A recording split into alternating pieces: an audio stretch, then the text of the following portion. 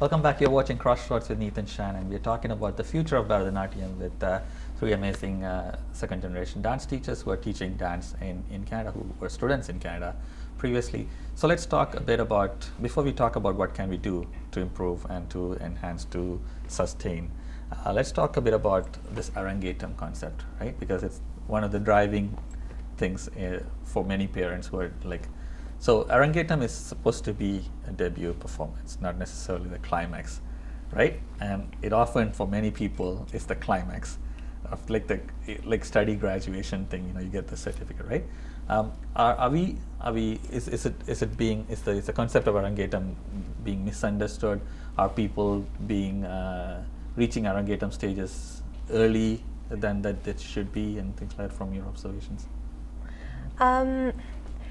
It really depends. I think it's like 50-50. Some parents find that Arangetam is unnecessary. Some parents find that that's what their kids need to build that confidence and to sort of develop that interest. It's usually after the Arangetam where students take this art form seriously and consider pursuing it. And I know that there are a lot of capable dancers who finish their Arangetams and then they just leave it. So what we've done at our school was at Kalimanjaro Academy of Fine Arts, after they finish their teacher's grade examinations, we've created this organization for those who are qualified and certified teachers and who've also done their Arangetams as a chance to work together to, eliminate that competitive feel and to sort of collaborate with each other and become creative and stick within the regions of Bharathanatyam and sort of present thematic productions. And we've started 4 or 5 years ago, and it's slowly going up its way. But there's been a lot of initiative that we've noticed from the students, from getting students to practice, to choreographing, to doing a lot of research. Also, we were surprised seeing at my colleague dancers, they developed a passion without realizing it. They would research and show to my mom and be like, okay, is this okay? Is this theme okay? How can we present it? Can we use a live orchestra? And not only our school, there are a lot of academies who are now doing that, and a lot of young dancers who are collaborating with other dancers to present productions, and it's slowly getting going there, but it's a slow progress, definitely. You want to add anything to that? Yeah, so to be honest, like, art is an endless journey. So Arangetam is the first time in a dancer's career that she or he gets to perform on a stage, showing that she or he is capable of doing a 1 hour or a full margam. So it's the first step. So I think the Tamil community here has a misconception of what Arangetam is to begin off with. My father's side is not well versed in the arts at all, so they asked me, they're like, you already did your Arangetam, why are you still dancing? Yeah. And so it just really shows, and I think that's just not only with my dad's side family, but a lot, like 80 or 90%. And that's why I see so much dancers also leaving it. But then they call it a graduation now, and they think that they've learned everything, and that's not true. You're supposed to be only taking it further than that, right? And I think, it's a huge concern because I'm still, it's an endless journey. So no matter, I'm still learning myself, and there's still much more to learn. And is there also like a peer pressure element of, how we used to do the cars and the houses? Is it like my cousin or your cousin or somebody did the Arangetam and it's next to you? Yeah. Or how well you do it? What are the things that are actually outside the Arangetam, from card to everything else? Like so much social and economic status. And it's moving more on to moving away from the quality of dance and to more focus of, it's almost like a marriage function. If you go to see the Arangetams, it's more about the costume and the jewelry, and it's just sad to see how that, and I heard, like, not my students thankfully or my parents, but apparently some parents are going and joining their children to dance, and they would be like, so when can we do the Arangetam for the daughter or son? So it's, it's not that. It's always good to have an end goal and be driving towards some sort of a tangible thing, because the kids also can stay focused to finished, but there might be a bit of a disconnect in terms of what the real purpose is. I want to ask you quickly, slightly a different generation. If you take 10 years as a different generation, a few years on these girls. So I just wanted to ask about patriarchy in our community, and in terms of like dances continuing after marriage and after a certain age, as continuing. I mean, dance teachers are sometimes maybe an exception, but because that's you're chosen to teach, but other students, there are probably like thousands of young women who've danced before have stopped dancing, right? Yeah. Is it because they don't want to, or is it because of society's patriarchy? And also want to ask you about male students, because you have a couple of students who are male students, right? I do, and I'm hanging on to them. In terms of dancing, I mean, it's not easy. It's not a violin or piano that you can just replace. It's your body. After kids, especially, it is hard. I mean, one thing about society, it is hard to do.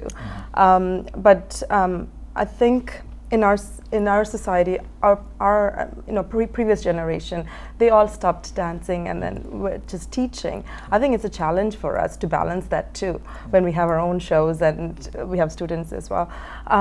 It is sad to see that girls are trying so hard. I know amazing dancers who have stopped after marriage or after graduation or after university because they have done the Arangetram, they finished it and they put it aside.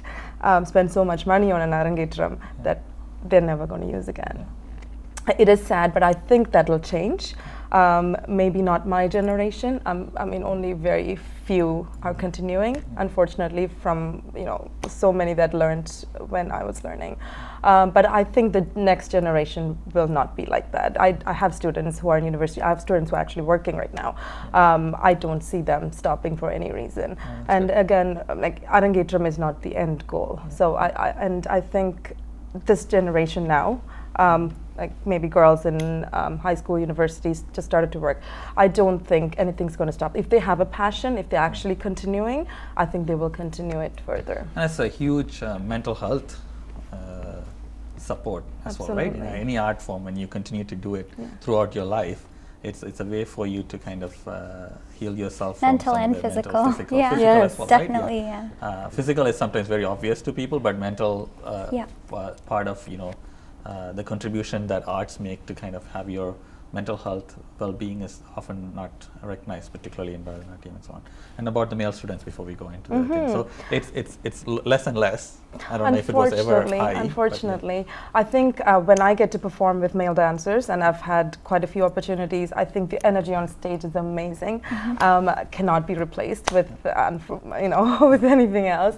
It is unfortunate. I have had other students who started and they were very interested. By grade 4, grade 5, they're gone. Trying to hold on to the ones I have and encourage them. And I try to show, now that the world is so small, I can show them other male dancers, and that encourages them a little more because they're learning from a female and that's all they see. I actually had one of my friends here from India, a male dancer, and I think that really gave those two a push when they saw him teaching and dancing. I hope we'll see a lot more of that. Or something like that. Yeah, I know. No, it's unfortunate that and also society doesn't encourage that too. You talk to people and why is your son going to that? It is too bad that we have that image that when we say at least in Hinduism side, you talk about Sivan being the exactly, and a lot of prominent dancers and gurus are male. Right, and then none of the kids are learning it now, which is too bad. So I know we are coming towards the last 5 minutes of the show, but I forgot to touch on something about globalization. Now, the connectedness for this generation between, particularly India.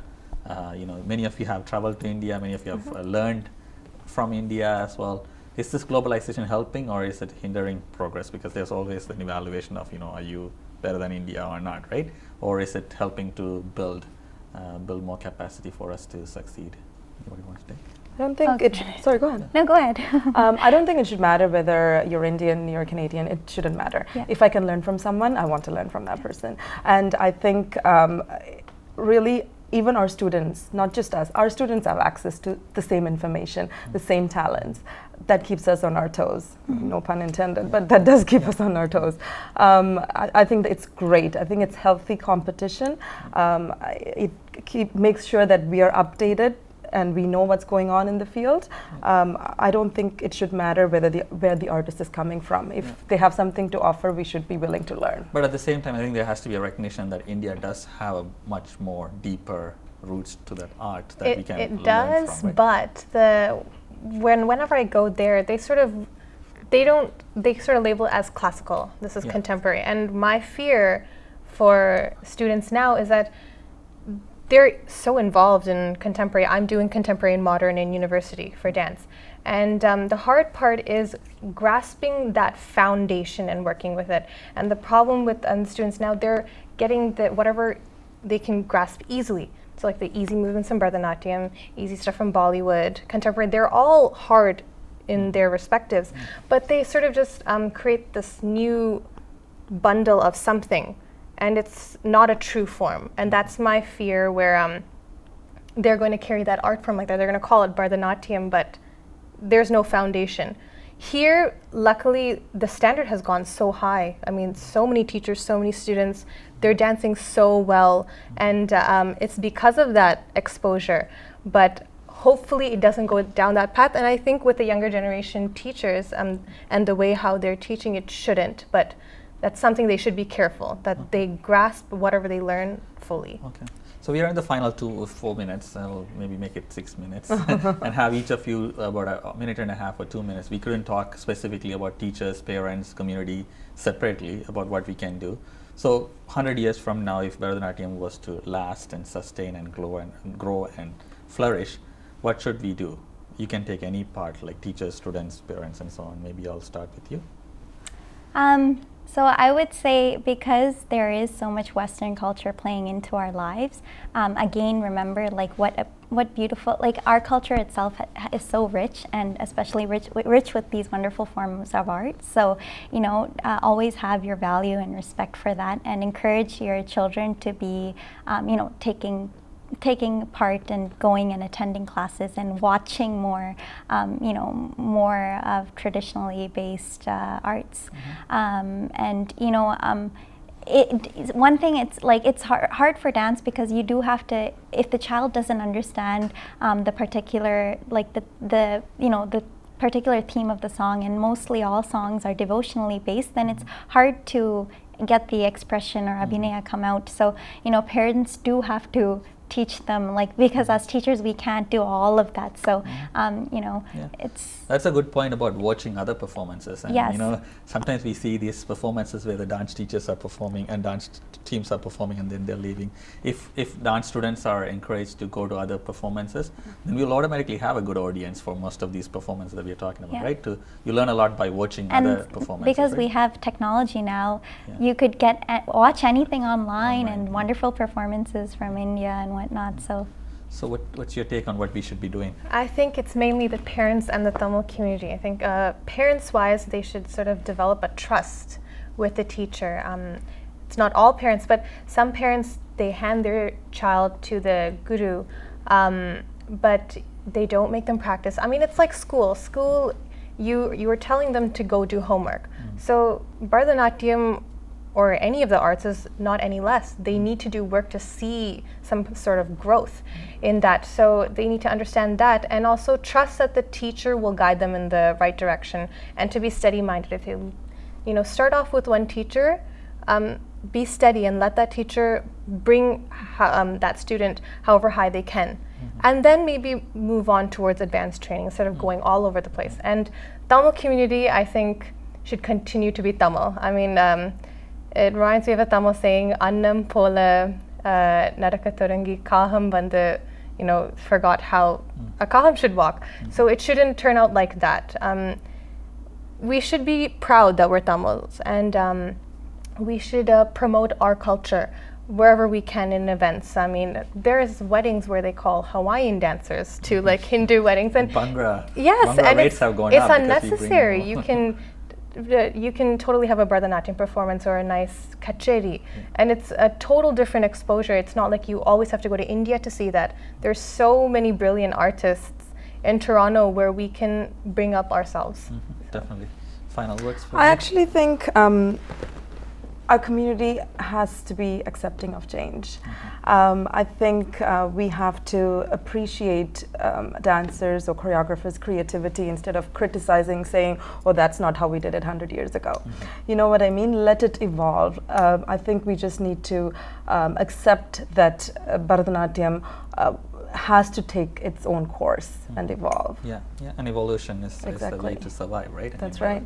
So thank you very much, Thank you. Niveda, Aishwarya, and Mira, for coming. Thank you for having us. To the show. It's very depth. I don't think we take time to discuss these things. Sometimes we don't take the necessary time to reflect and deliberate on some of the art forms that we have. So thank you for taking the time, and good luck with all of your careers as well as your students' successes as well. Thank you. Thank you. Viewers, so we watched a show talking about the future of Bharatanatyam with three amazing dance teachers. Thank you for watching. Please send your feedback to crossroads@tamilvision.tv. We'll see you next week with another topic. Thank you.